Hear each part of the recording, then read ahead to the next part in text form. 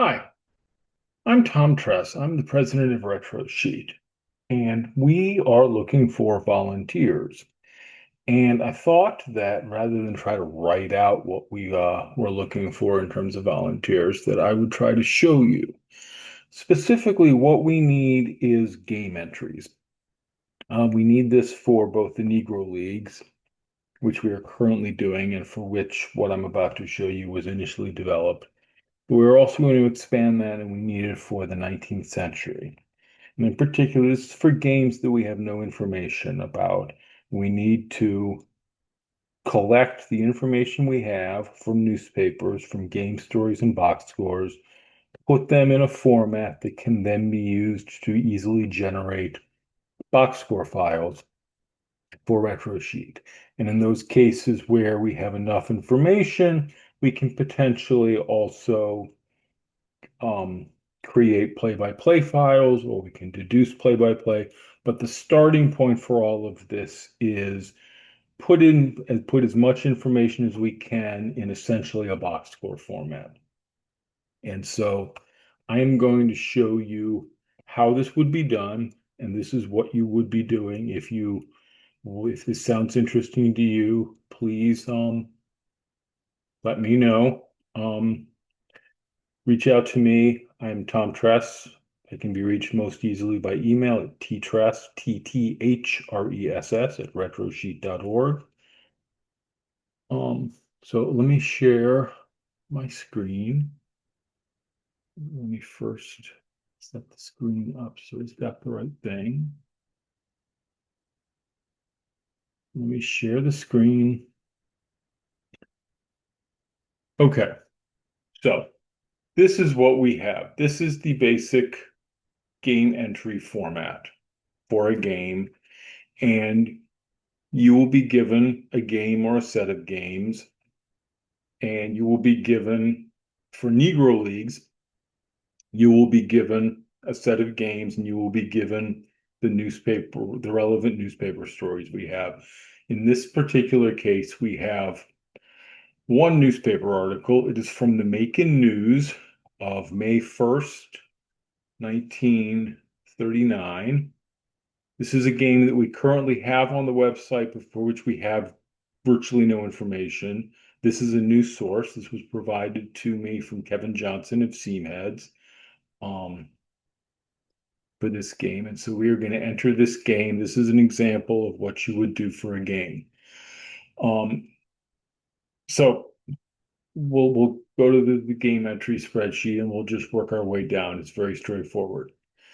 The visiting team in this game was played between the Atlanta Black Crackers and the Newark Eagles. And if we scroll down to the bottom for the line score, the Eagles were listed as having batted last and not having batted in the bottom of the ninth because they won the game 8-5.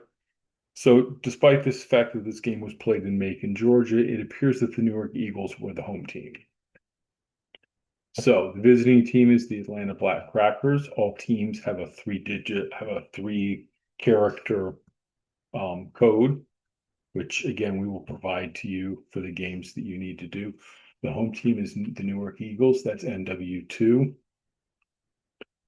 The site of this game was played at for the game story. This game was played at Luther Williams Park in Macon, Georgia, which has a Retrosheet ballpark code of MAC01. And again, we have a list of those that will be provided to you. The date of the game was April 30th, 1939, and our dating format is date, month, year, month, date, 1939-04-30. Number for a single game is 0. If it's a double header, the first game would be 1, the second game would be 2. In the Negro League, there have been occasional cases of teams playing 3 games in one day, in which case the third game would, of course, be 3. Very straightforward.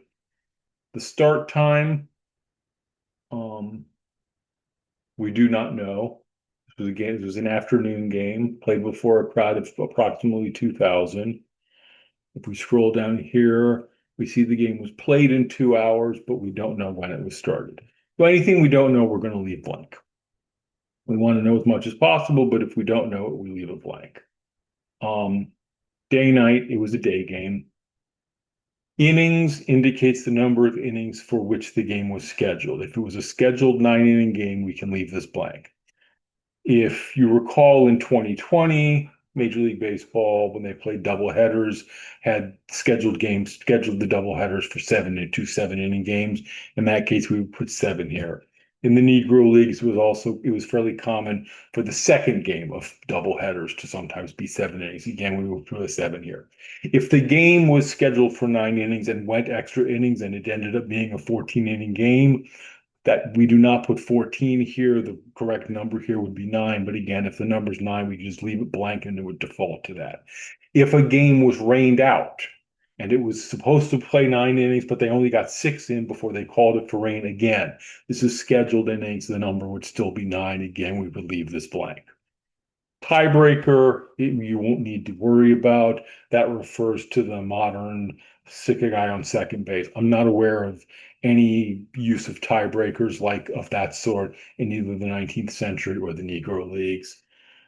This is using the DH again, to the best of my knowledge. There was never a designated hitter used in any Negro League game or any 19th century game. HTBF is home team batted first.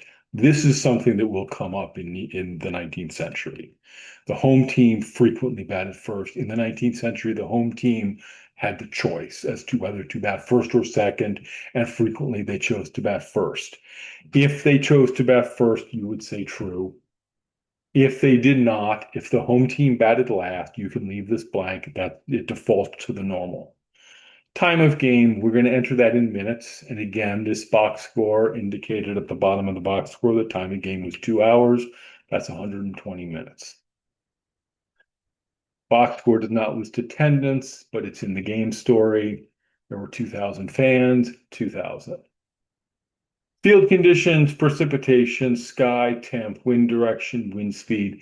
It's unlikely that you will know any of this. Anything you don't know, leave blank. These fields are basically blank for virtually every Negro League game. They will probably remain blank for virtually every 19th century game.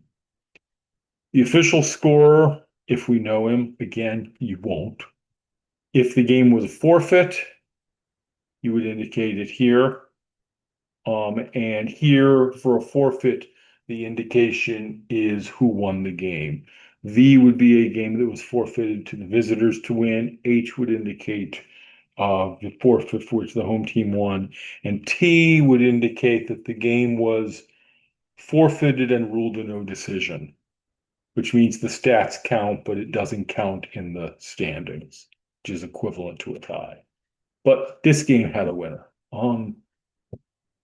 We then have the umpires, the home plate umpire, first base, second base, third base, left field, right field. Just as a point of reference, if in this particular case, there are 2 umpires listed, Prince and Floyd. If there are 2 umpires in a game, and that was very common in both the Negro Leagues in the 19th century, I suspect most of the games that you would be entering will have 2 umpires. They are the home plate umpire and the first base umpire is the assumption. It's a home plate umpire and a base umpire, and the base umpire will rotate throughout the game depending on where he's needed. But we enter him as the first base umpire. If there are 3 umpires in a game, we enter them as the home plate umpire, the first base umpire, the third base umpire. Again, that third base umpire will sometimes rotate between second and third. Minor league games actually use 3 umpires in modern baseball. So now we get into personnel IDs because the umpires in this game are Prince and Floyd. And what we want to enter everything in this spreadsheet in the format that Retrosheet uses. So that's why we're entering the teams with team codes, ATN, NW2. The field was given a field code. All personnel have an 8-digit code. And you will, for games, you will be given a set of rosters. And you will need 3 rosters. We have the umpires. We have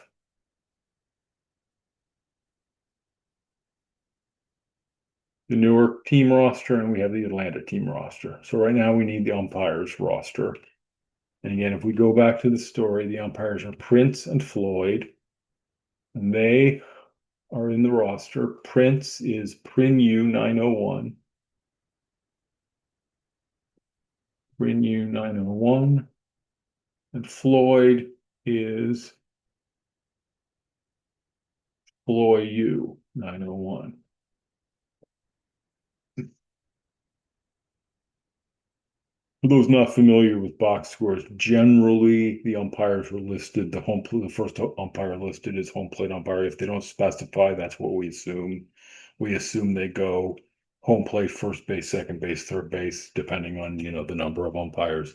So we're going to assume since Prince is listed first, we assume he was the home plate umpire. It's not always the case, and sometimes the game story will make reference to an umpire, and you can guess from there where he's going to be. Okay, so those are the only two umpires, so we leave the rest of the umpires blank. Now we're going to read the game story. There's not a lot of game story here, but Newark's Eagles defeated the Atlanta Crackers 8-5.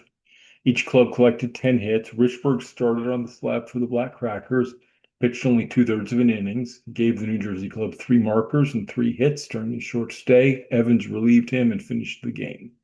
Day and Hill were Newark's hurlers. Day tossed him over for the National Leaguers during the first six frames, and which implies that Hill, of course, finished the job.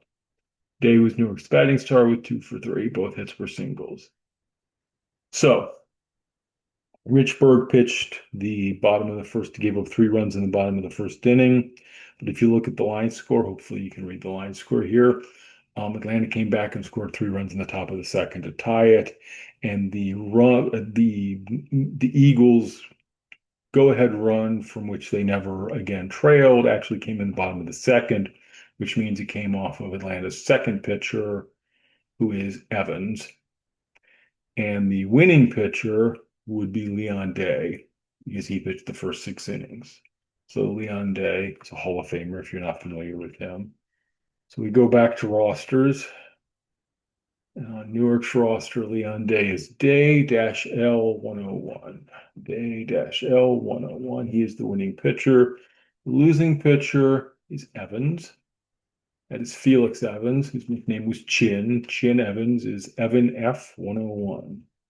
Evan F101. And Day did not pitch a complete game. Jimmy Hill relieved him.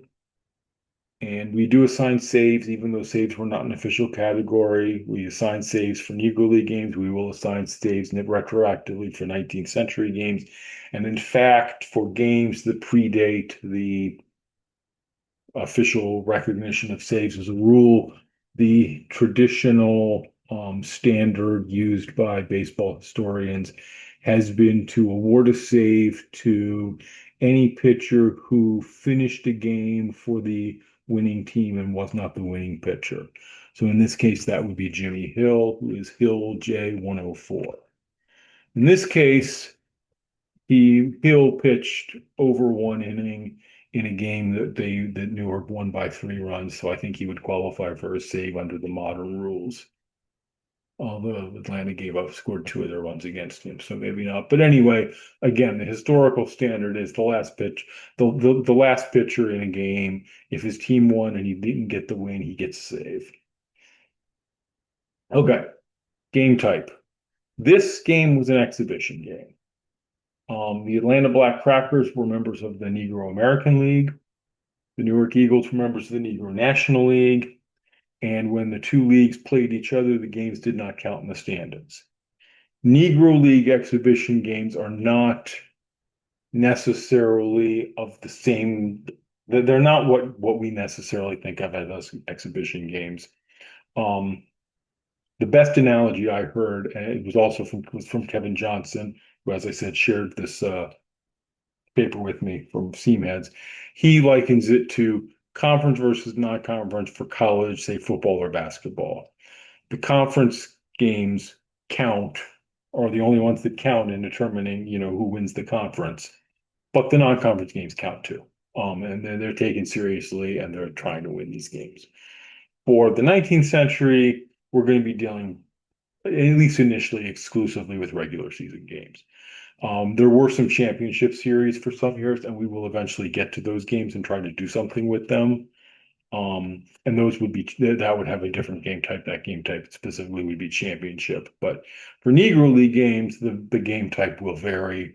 There are regular season, there are exhibition games. This is an exhibition. Okay, now we're getting into the details of the game. V runs, the runs scored by the visitors. In this case, that's five. The home runs, the runs scored by the home team, not home runs, as in balls hit over the fence, is eight. The winning team was Newark. The losing team was Atlanta. Now we get into some details of how much information do we have about the game. And in this case, line means do we have a line score? And we do. We know, by inning what the player, what the teams did. So yes. Batteries, there are three options for batteries. If we have, um, if we don't have any information on batteries, let's leave this blank. If we know the pitchers but not the catchers, that would be a P. If we know just a P, if we know both the pitchers and the catchers, that would be both. In this case, we know both because we have the box, which lists everybody. Lineups, again, we assume that a box score lists the players in lineup order, unless there's some reason to believe not. So yes, and in this case, we have a box. For Negro League games, we don't always have a box. With 19th century games, I think we will always have boxes. Certainly for the years that we start. We start the most recent, in the we'll start in the late 19th century. As we go earlier, we may run into some cases where we don't have boxes. We'll deal with those when the time comes, and the game entry spreadsheet allows for that possibility. P by P is play by play. If you had a game that had full, if you found a newspaper source that had full play-by-play, you would go ahead and enter Y here. But of course, in most cases, you won't. And the season is, in this case, it's the 1939 season. The season will be filled in for you. We work on a specific season at a time. So basically, the game entry spreadsheet that I give you will have season filled in for the season that you'll be working on. Okay, so now we are to the first set of team information. Um, we have the two teams, and the first up, we just have the line score for as many innings as were actually played. And we can see the game went 9 innings. Atlanta scored 3 runs in the second and 2 in the ninth.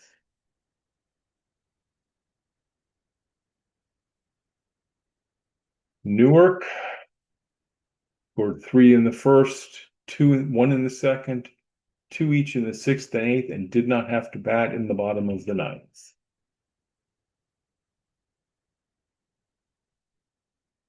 2 did not bat in the bottom of the ninth, and that adds up to 5 runs for Atlanta, 8 runs for Newark. We scroll past here, and that's what we get. Atlanta had 5 runs for the box score, 5 runs on 10 hits. You can also see the box score lists errors. It says Davis made 2, Dixon made 1, and Butts made 1. Looking at the up above, Davis was Atlanta's third baseman. Dixon was Atlanta's first baseman. And Butts was Atlanta's shortstop. So Atlanta made 4 errors and Newark made none. So 5 runs, 10 hits, no errors. Newark had 8 runs, 10 hits. Or no, 5 runs, 10 hits, 4 errors. 8 runs, 10 hits, no errors. Left on base, LOB is left on base. This is not always listed in box scores. If it's not listed in a box score, you can actually calculate it, but you don't need to do that. Left on base is listed in this box score. Newark left 7, and the Crackers left 5. So Newark left 7, the Crackers left 5. MGR is the manager. Again, you don't necessarily need to fill this in. If it was just the team's regular manager, we have a list of regular managers, certainly for the 19th century. I'm still working on that for Negro Leagues.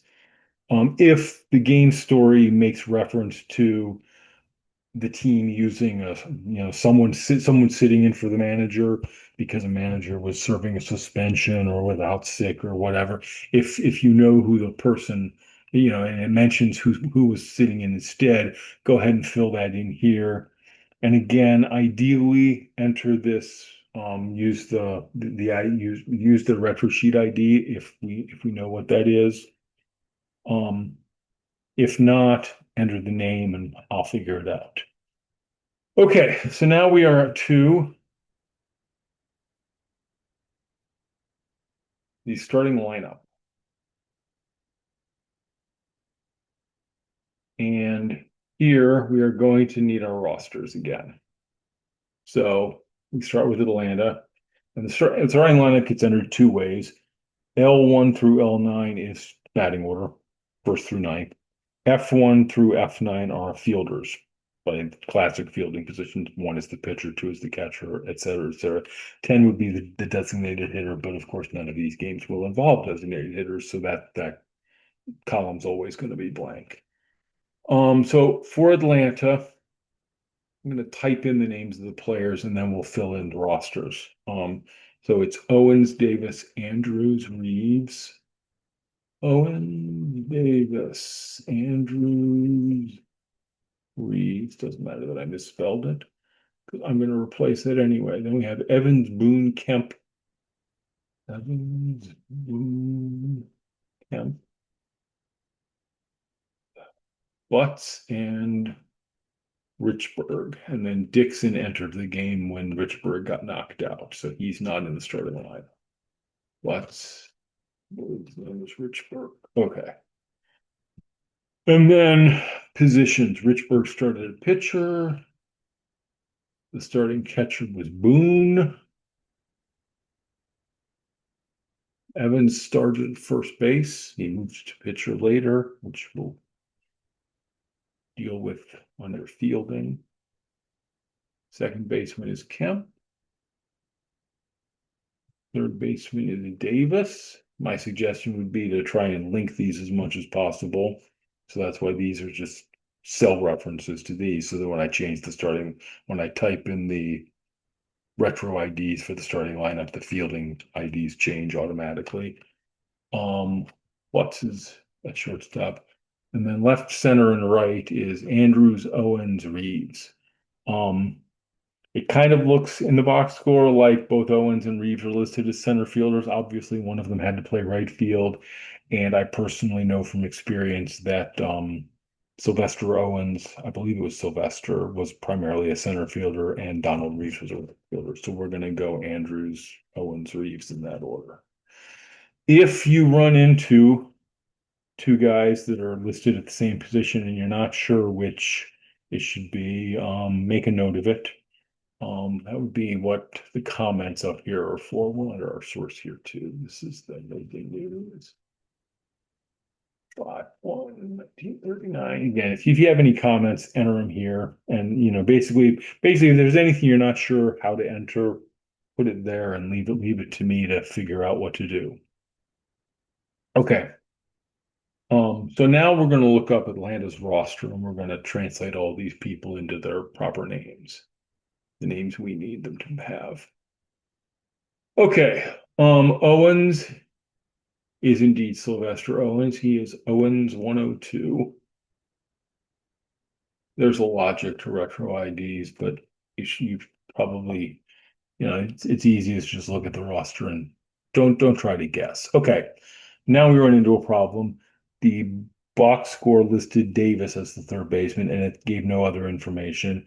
And Atlanta had two Davises, Babe and Spencer. Again, if you're not sure which Davis it is, leave it as Davis here. Make a comment that you're not sure which Davis it is. In this particular case, Babe Davis was primarily an outfielder. Spencer Davis was primarily an infielder, played a lot of third base. So I'm relatively sure this was Spencer Davis, and he is Davis 105. Jabo Andrews is Andrew J 104. Reeves, Donald Reeves is Reeve D 101. Evans, we already talked about Evans. I'm supposed to be, he's in the wrong place. Supposed to be replacing these. Evans, we already talked about. He ended up being the losing pitcher, you'll recall. So again, we're just gonna reference him from there. Boone, Oscar Boone, Boone 0101. Kemp is Gabby Kemp, G101. Butts is Tommy Butts. Nickname was Pee-wee or P.I. UTTT 102. And then Richburg. Lefty Richburg, obviously a left-handed pitcher. Rich L 105. And that is Atlanta's starting lineup in retro ID form. So now we're going to do Newark's. And we go back to the news. The Newark Eagles lineup is Byatt, Johnson, Wells, Wilson. Wells, Wilson. Suttles, Pearson, Brown, Hayes. Suttles, Pearson, Brown, Hayes. And Day was the starting pitcher. Hill, of course, relieved him. So again, Day was the pitcher. Hayes was the catcher. Suttles played first. The infield was Suttles, Johnson, Pearson, Wells. Suttles, Johnson, Pearson, Wells. And the outfield left to right is Brown, Byatt, Wilson. Brown, Byatt, Wilson. And again, we go to Newark's roster. Byatt is Charlie Byatt. He is Byatt C101. Byatt C101. Johnson is Bucky, John B113. Wells is Willie Wells, Hall of Famer, LW101. Wilson is Fred Wilson, Wilson F104. Suttles is Mule Suttles, Hall of Famer, Sut M101. Pearson, Lenny is Pearl, Lenny Pearson, Pearl 102. Brown, we again run into the same problem as we ran into with the Davises. There are two, Joe and James. James was primarily a pitcher, I believe. I believe Joe played some outfield, so I'm guessing that Joe Brown is the Brown in this game. I'm somewhat less confident of this than I am of the Davis, but we have to pick one. So Brow J113. Again, if you're not comfortable picking, leave it to me. Hayes, Johnny Hayes is the catcher. AJ104.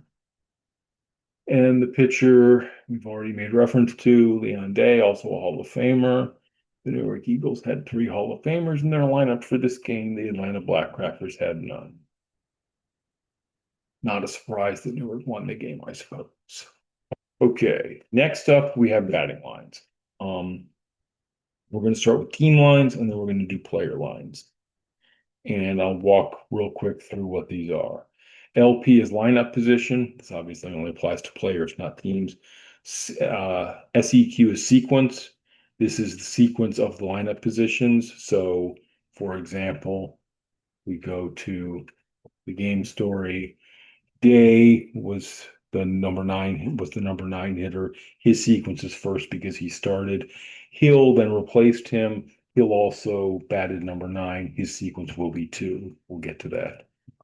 Stat type, there are basically for the games we will be doing, there are three possible stat types. Value is our best estimate, and then lower and upper would be things for which we're uncertain, but which we have a range. Generally speaking, if we have a box score, we're going to just enter the values in the box score and leave it at that. If we do not have a box score, or if the box score does not include a particular piece of information, and we can deduce something from the game story, if the game, the game story here, for example, makes reference to um, Richburg started on the slab for the Blackhawkers and pitched only two-thirds of an inning. And in fact, if you go down to the box score, they actually have details about the pitchers of hits allowed in how many innings.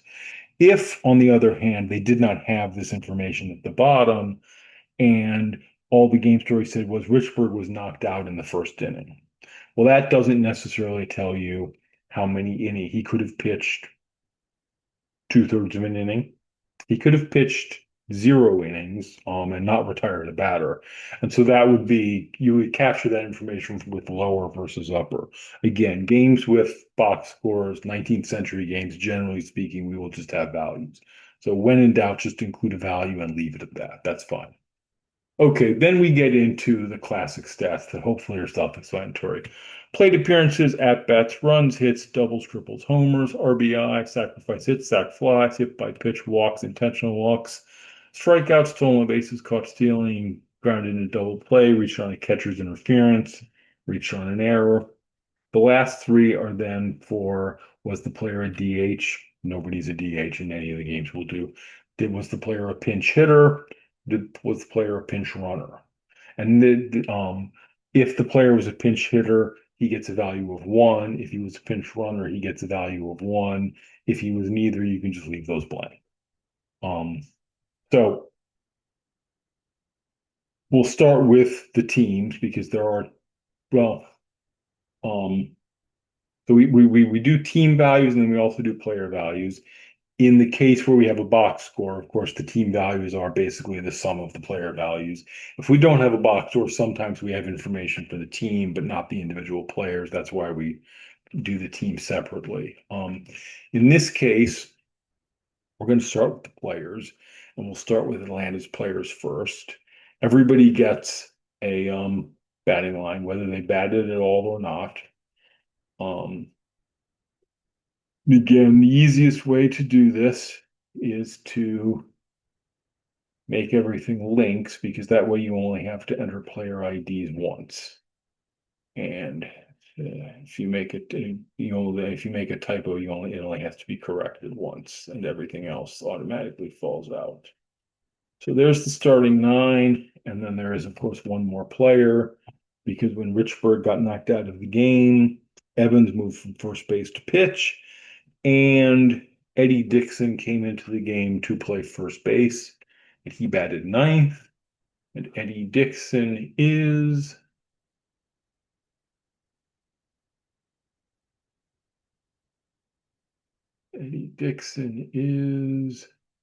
Dix OE 101.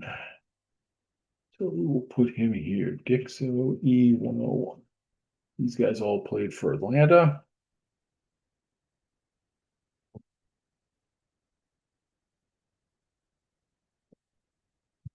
Okay, lineup positions. They're in order. 1, 2, 3, 4, 5, 6, 7, 8. Two guys batted ninth. Batting sequence. The starting lineup is all sequence 1. There's one guy who's something else. Everybody's going to get a value. Go to the line, we go to the game, and we have at bats, runs, hits. 5, 4, 4, 4. We're gonna do at bats. 5, 4, 4, 4. 3, 3, 4, 4, 0, 4. 3, 3, 4, 4, 0, 4. Runs. Reeves scored 1. Boone and Kemp scored 2. But Reeves scored 1. Boone and Kemp scored 2. Nobody else scored. Okay.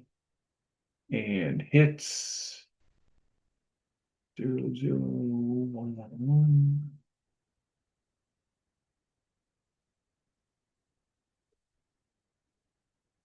2, 2, 2, 0, 2. 2, 2, 2, 0, 2. Okay. Everything else we're gonna have to fill in from the bottom of the box score. You can skip errors, they'll come up in fielding. Runs batted in.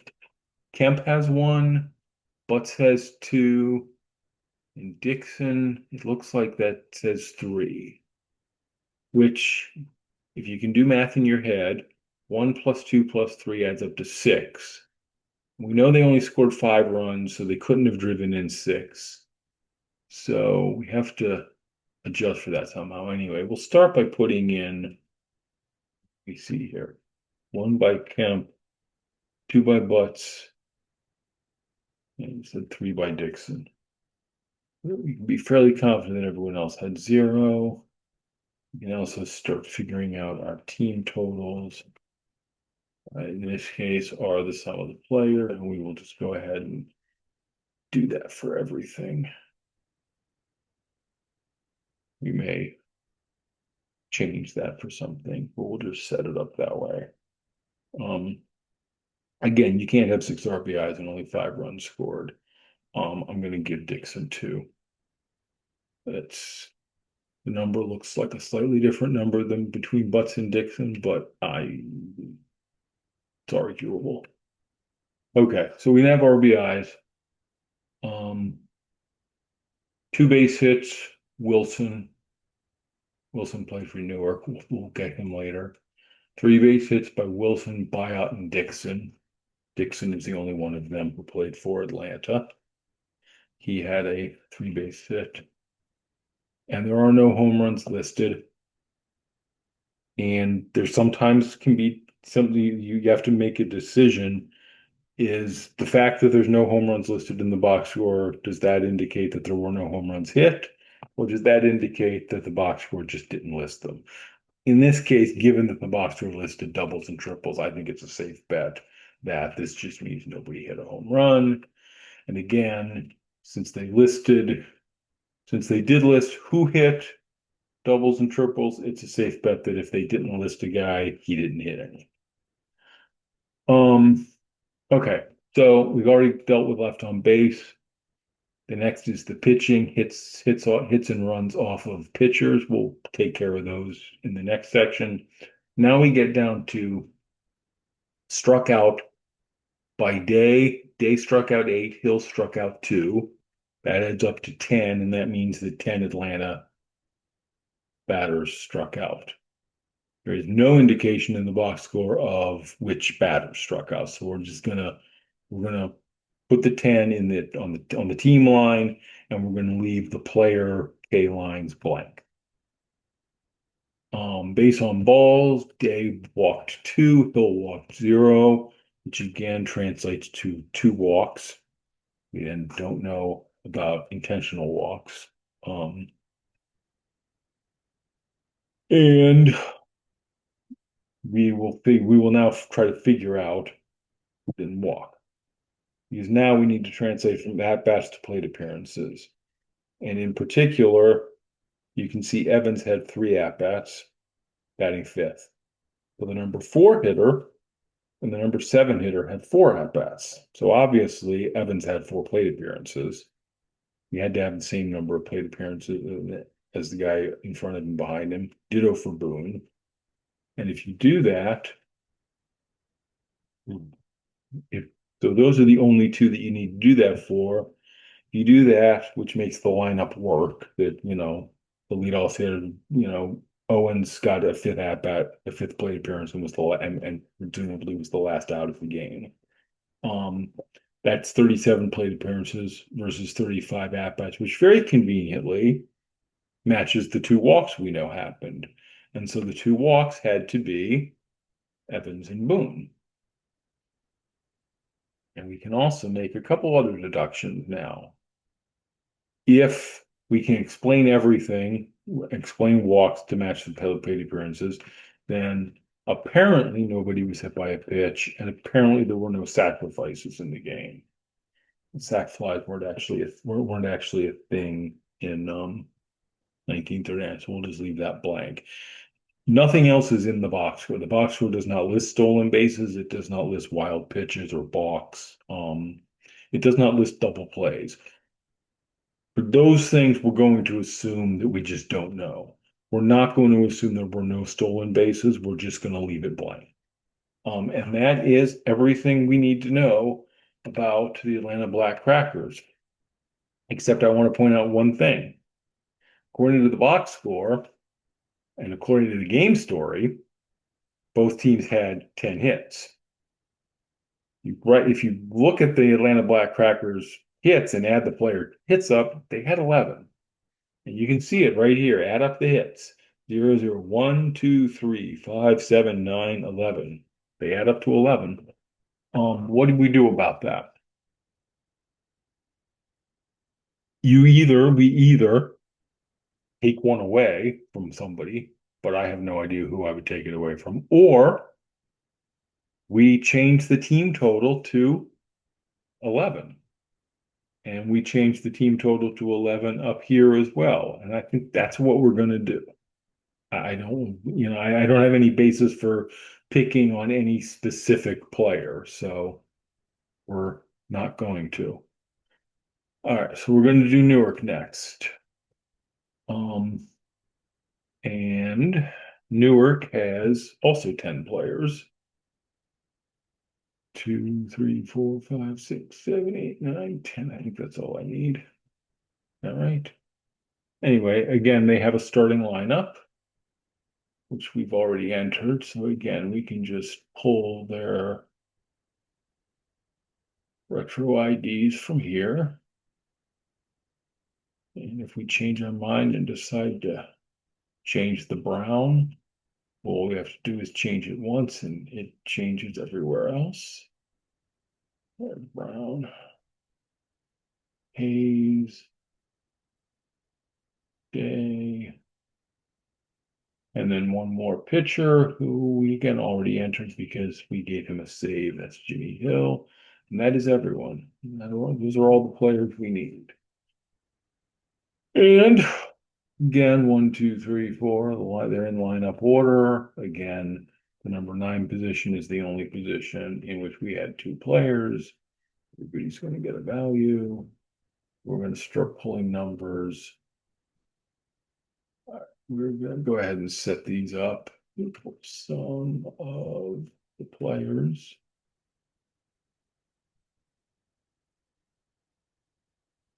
And we're going to basically know the same things. So, newer players.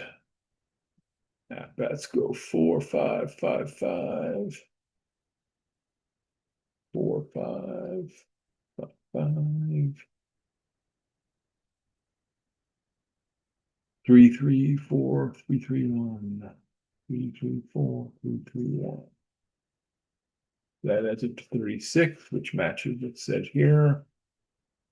Glass scored 4 runs. And down here, Day scored 1. And that adds up to 8 runs, which is consistent with all other indications that Newark scored. So far, so good.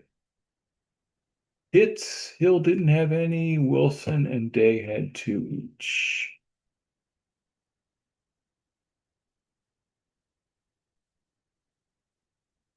And look at that.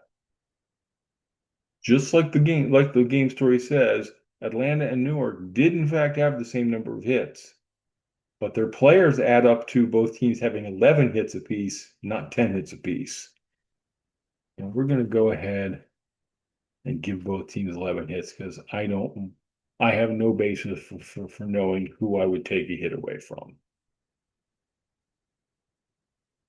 Okay, so going back to the bottom part, runs batted in. Kemp, Butts, and Dixon drove in runs for Atlanta. For Newark, Wells drove in 2, Wilson drove in 3. Wells drove in 2, Wilson drove in 3. Brown, Suttles, and Johnson drove in 1 each. Brown, Oops, Brown, Suttles, Johnson, one each. That adds up to 8 RBIs, which is consistent with 8 runs scored. RBIs can be less than runs scored, of course, but it can't be more. So, um, but that's fine. Two bases. Well, Wilson had a double. Wilson also had a triple, as did Biot, as did Dixon, but Dixon played for Atlanta. So Wilson, again, always we're double checking. Wilson had 2 hits, a double and a triple. Biot had 1 hit. It was a triple. Those things were all consistent. And again, the box score makes no reference to home runs, which in that particular case, I'm going to assume means that they in fact hit no home runs.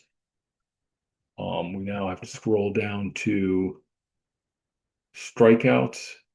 Struck out by Richburg, struck out 1, Evans struck out 2. So that is 3 Newark batters who struck out. Again, we don't know which 3 Newark batters struck out.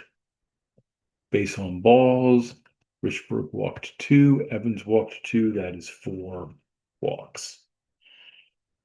Again, we're going to have to get plate appearances to line up to make sense with the lineup.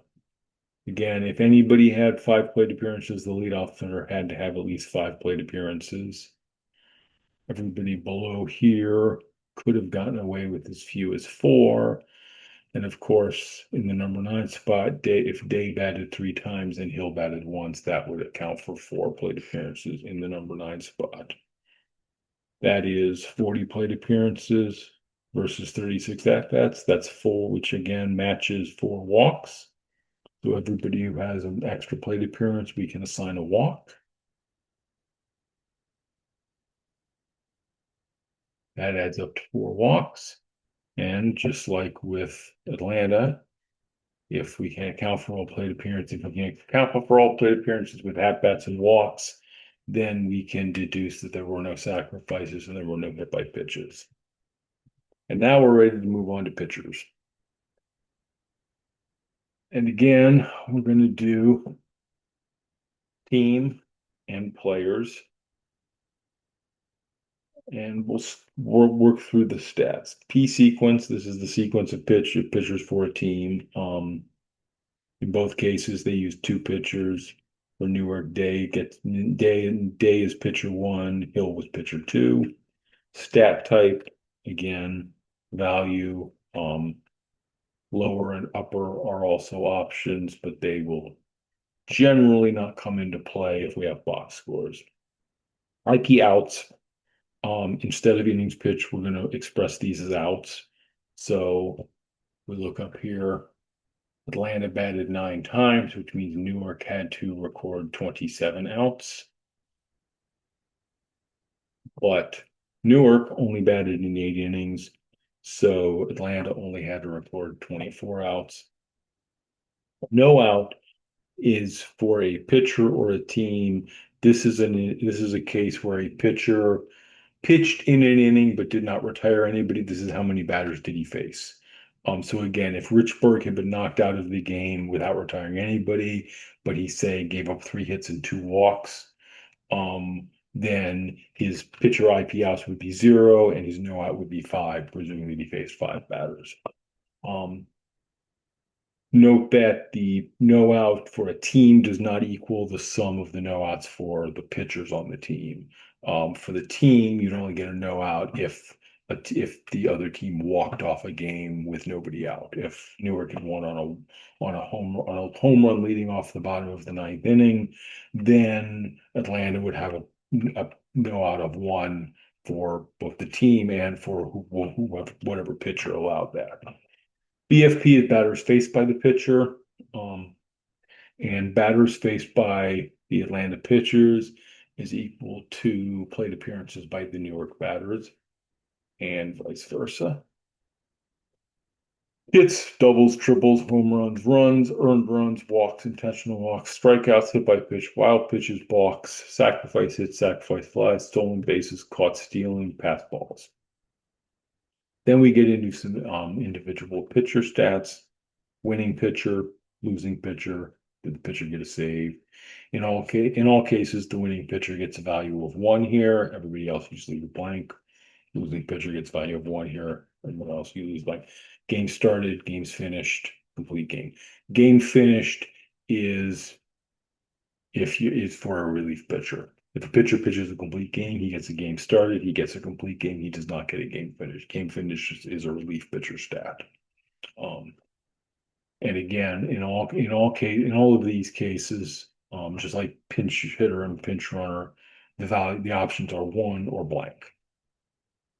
And again, for team stats, team pitching stats have to equal the other team's batting stats. So again, Atlanta had to allow as many hits as Newark got.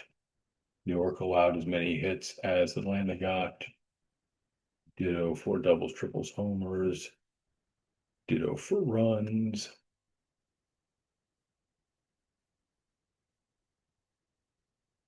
Earned runs.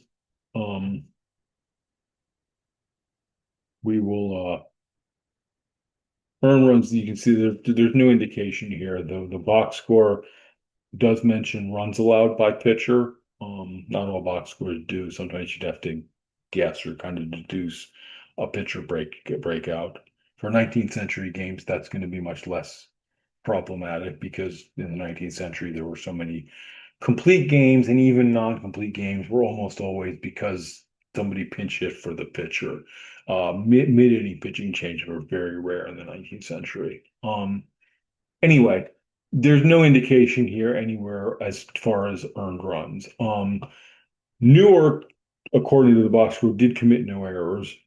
Um, Probably had no pass balls, although it's hard to tell whether they had no pass balls or whether there just weren't any recorded.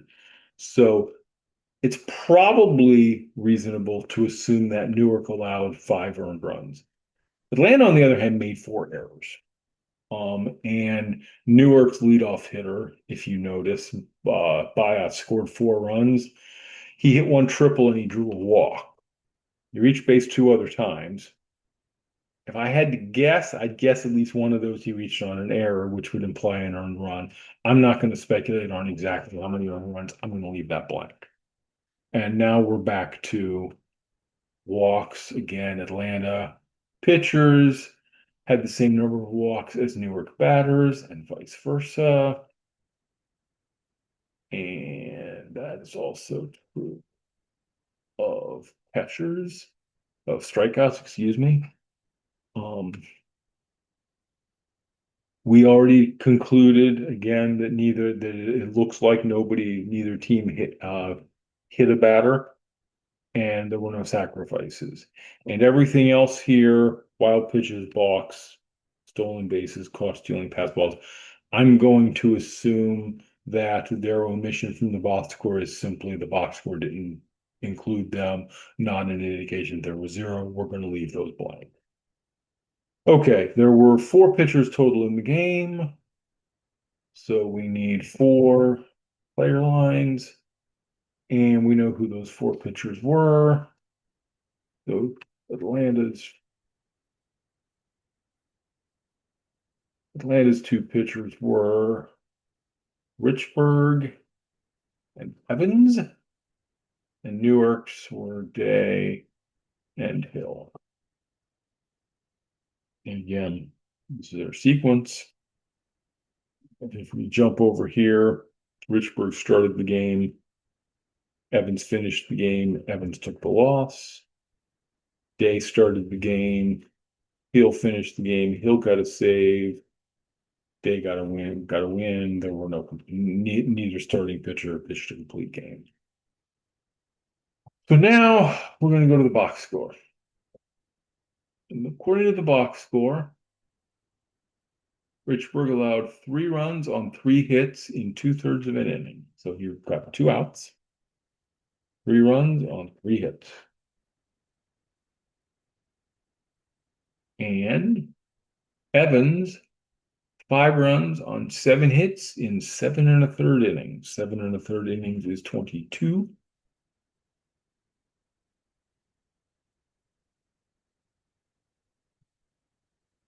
He allowed, what was it, 5 runs on 7 hits. And you can see that adds up to 24, which is correct. They pitched a combined 8 innings.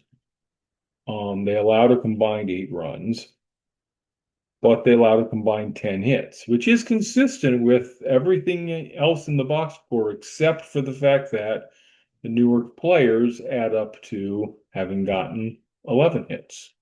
So we're going to have to give someone an extra hit. We'll figure that out in a second. Moving on, we have struck out. Richburg struck out 1, Evans struck out 2. Again, that adds up to 3, which matches what we had above. And they walked 2 apiece, right? Yes, they walked 2 apiece, which again adds up to 4. Again, we're not going to speculate about earned runs. We know neither of them allowed a home run because nobody allowed a home run. We're not going to speculate about who allowed the double or the 2 triples. We are going to go ahead and zero out sacrifice hits and hit by pitches. Zero out Newark's doubles too. But we have to give someone an extra hit. And I'm going to go back to the game story. The game story actually specifically mentions the number of hits both pitchers allowed. And again, everything adds up to 10. So maybe we should just take a hit away from someone. I hate to do that. But boy, it really seems like there were 10 hits, didn't there? All right, let's do Newark. Newark's pitchers, we get Day 3 runs on 6 hits in 6 innings. Again, 6 innings is 18 outs. 6 hits, 3 runs. Hill allowed 2 runs on 4 hits in 2 innings. 2 runs, 4 hits. Again, that adds up to 10. This clearly says Hill pitched 2 innings. Now we have another problem. If Day pitched 6 innings and Hill pitched 2 innings, that's only 8 innings. Somebody had to pitch the ninth. And given that we're giving Hill allowing 2 runs, Hill clearly pitched the ninth.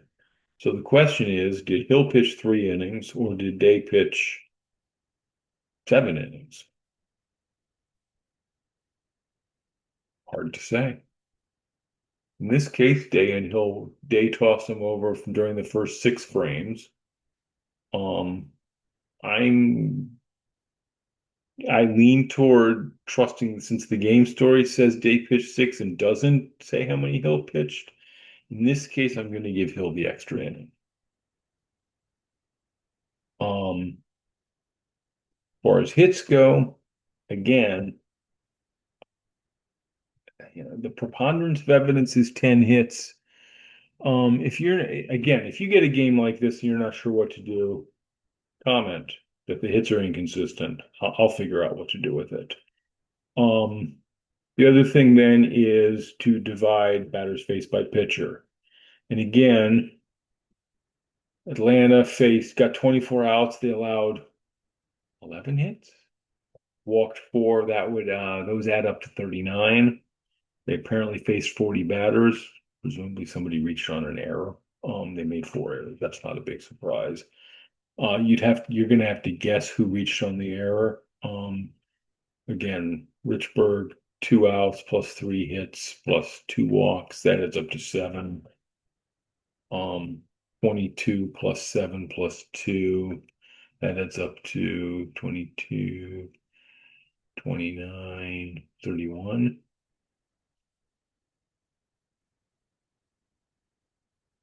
Right? Yeah. And you're too short because the 11th hit is missing. So we'll give the extras the guy who pitched longer. Again, in this case, for Newark, 27 outs, 11 hits, 2 walks adds up to 40. They only faced 37 batters. Apparently, they turned a double play, got a guy caught stealing. Hard to tell what happened. 18. We'll give him the 7th hit. 25, 28, 9, 13, 15. Wait, what? 18, 25. Oh, I'm missing walks. That's why. Okay. Sorry. I'm getting ahead of myself. We still have to fill in strikeouts. We're 8 and 2. Walks were 2 and 0. Yeah. Day struck out 8 and walked 2, and Hill did not walk anybody and struck out 2. Um, that is up to 13. 25 adds up to 20. 27. They need to save 3. Let's split those 2 and 1. There's 37. Okay. Again, if you're not comfortable doing that, leave BFP blank and I'll fill it in. If you can't figure it out. Obviously, in a complete game, the pitcher's BFP equals the team's BFP, which equals the other team's plate appearances. So, these things are all solvable eventually. All right, now we get fielding, the last piece of the puzzle. D-seek is a little different sequencing than batter sequence. Batter sequences are by lineup position. Pitcher sequences are for the team or by the team. DC defensive sequences are for the individual player. Um, if a player played only one position in the game, the sequence for that position is one. Jimmy Hill, all he did was pitch in this game. His D sequence is one. He didn't start the game. That's DGS over here, game started. But his sequence will be one. So a little confusing, but they all make sense, but they're all slightly different. Anyway, his position, again, 1 through 9, the classic. Stat type, again, is going to be value for everybody. Um,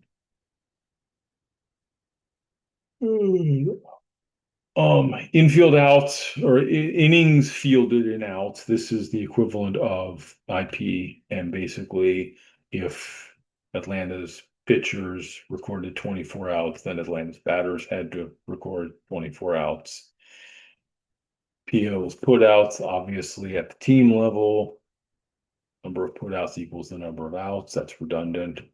Assists, errors, double plays, triple plays, pass balls, wild pitches, stolen bases, caught stealing, and this is game started. Again, if the player started at that position, he gets a value of 1. If the player did not start at that position, leave it blank. Pass balls, wild pitches, stolen bases, and caught stealing. Here are catcher statistics. You only need to enter them for catchers. For pitchers, they show up here. For catchers, they show up down here. We don't really care how many bases were stolen while a particular player was playing right field. And again, everybody gets a fielding position. And there will be one additional complication here. Pearson, Brown, Hayes, Day, Hill. Now, if a player pinch hit and did not stay in the game in the field, you obviously don't need to give him a fielding position. The only players who get D lines down here are players who have a known fielding position. Okay. Now there's one. Okay, so we know everybody's position because it's based on where they were in the starting lineup, right? So let's see if I remember them all. 8-5. Andrews was in left. Reeves was in right. Evans started the game at first base. Boone caught. Kemp's at second. Buster short. Bushberger first. Dixon, when he came into the game, played first base. Again, this is the first position all of these people played. And the first sequence 11 would be quite the trip. 5, 6, 7, 8, 9. Everyone through Richburg started. Dixon did not start.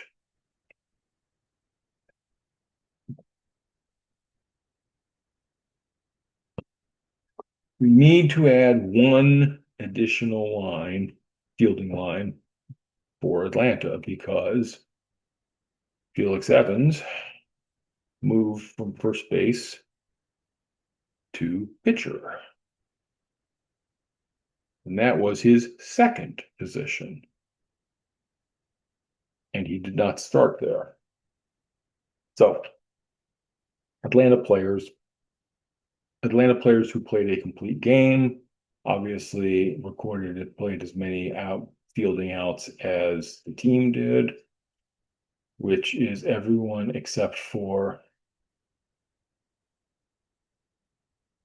actually Evans did play a complete game, but at two different positions. Richburg only was in the field for 2 outs. And Evans was apparently only at first base for those 2 outs. Evans then pitched for 22 outs, and Dixon would have been at first base for those 22 outs.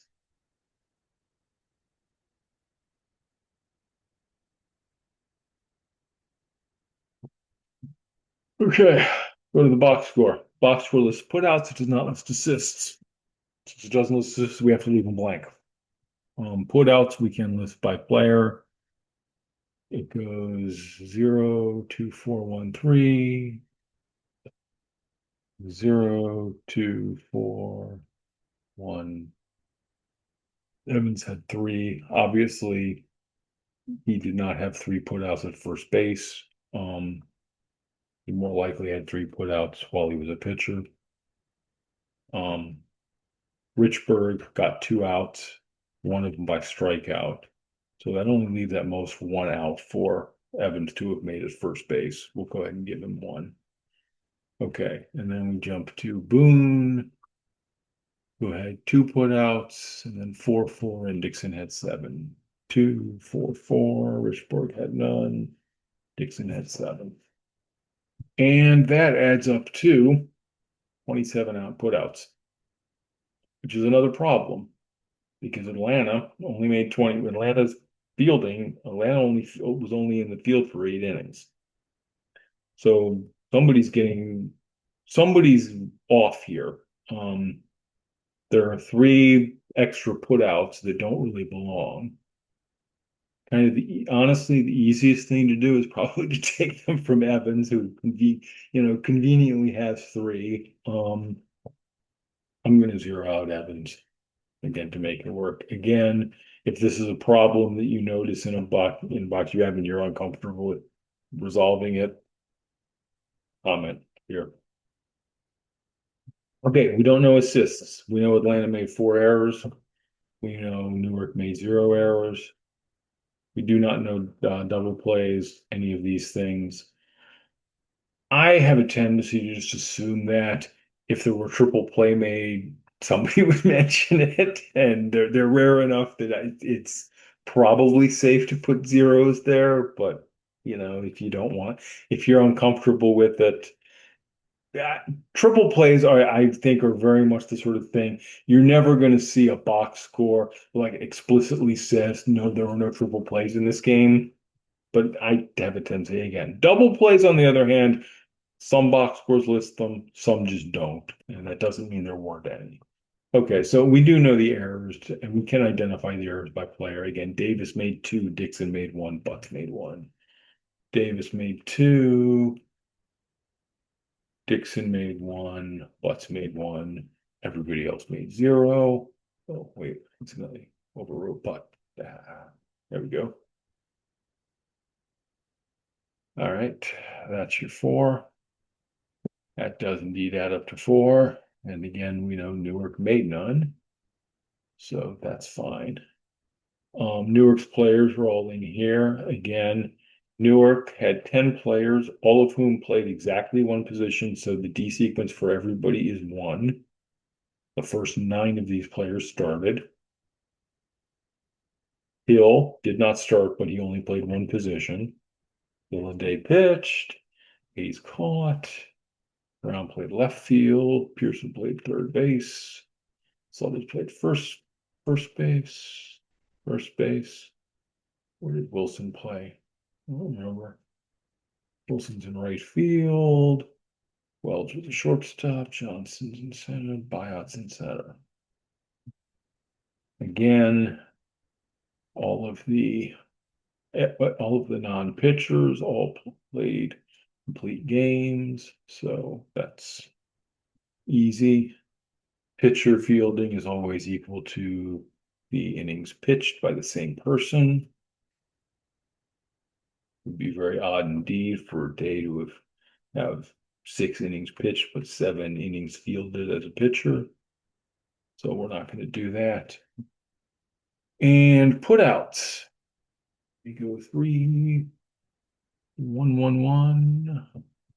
1-1-1, 7 putouts by the first baseman, 11 putouts by the catcher. That's consistent with them having 10 strikeouts and 0-0, and that adds up to 24, which is exactly backwards. So for whatever reason, the they actually show them correctly in here. The Newark Eagle fielders are shown with 24 putouts, despite the fact that the Crackers are shown having batted in 9 innings, and the Crackers are shown with 27 putouts, despite the Eagles having shown having batted in only 8 innings. Um, my first thought was, well, maybe it's showing it backwards, and the Crackers really were the home team, which would make sense being in Macon, Georgia. But no, the Crackers as the home team would still have to bat in the bottom of the would have still had to bat in the ninth inning either way. In the bottom of the ninth, they would bat if they were trailing 8-5, and either way, Newark. If the game went 9 innings, the Newark Eagles should have gotten 27 outs. There's no indication the game didn't go 9 innings. Um, I think there's just a mistake somewhere, and somebody is being given too many putouts. And again, the easiest way to, or so actually, we're missing three. In this case, we're missing 3 putouts. Um, I don't know who to give them to. Again, Hayes' numbers are consistent. 10 strikeouts, 11 putouts by the catcher. That's reasonable. Obviously, the other large putout total is going to tend to be the first baseman. One way to sort of figure out, check things is to match up assists versus putouts by the first baseman, but we don't know assists here.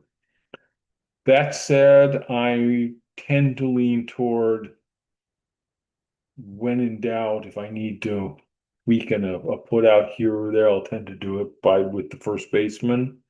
So I'm going to give the first baseman, I'm going to give Suttles 3 bonus. Okay. Again, if you're not comfortable with that, add a comment. We'll figure it out. Not all box scores are this bad, but this is a useful lesson. Not all box scores, some box scores are this bad. The last piece of the puzzle here then are what I call event lines. And event lines are sufficiently complicated that they're going to get their own separate. I'm going to do a separate video for them.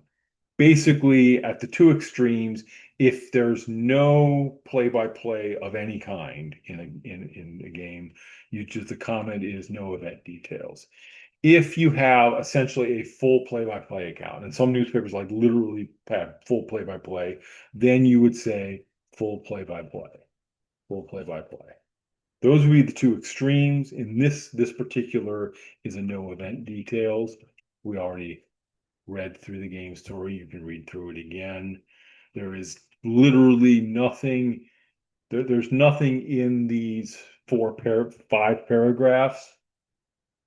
With the only piece of information in these 5 paragraphs that is not also covered in the box score itself is the fact that the attendance was 2,000. Which isn't nothing, but it's not terribly helpful. So this is the game. This is how you would put a game together. If this is something that would interest you, let me know. Again, for the Negro Leagues, I will give you a game or games. I will give you the newspaper stories. We are currently working on the 1935 season. We all work on one season at a time because we have to compile the games. For the 19th century, what I was hoping to do was let people pick a team and or a season and just have them go through those games. We already have a game log of every game played by the 1891 Chicago Cubs. I don't know what they called themselves. They were probably still the White Stockings back then. So I was also hoping that people could find their own newspaper sources. Presumably, so if you have the Chicago White Stockings, then if you have access to the Chicago Tribune, hopefully they would have a box score of every game. You can work through each of those box scores, fill out these sheets for all of those games. My hope was to have a volunteer cover every team, and that way we would get every game would get covered by two people because of course there's always a home team and a visiting team, and we could check them against each other, different sources. Um, if that's something that would interest you, let me know. If you have a particular team, a particular season you're interested in, let me know. Again, for the Negro Leagues, it's just going to be a generic. If you're interested in the Negro Leagues, great.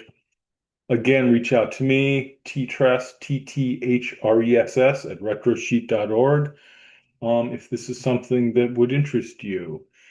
And I look forward to hearing from several of you, and I hope that this wasn't too long and or too overwhelming.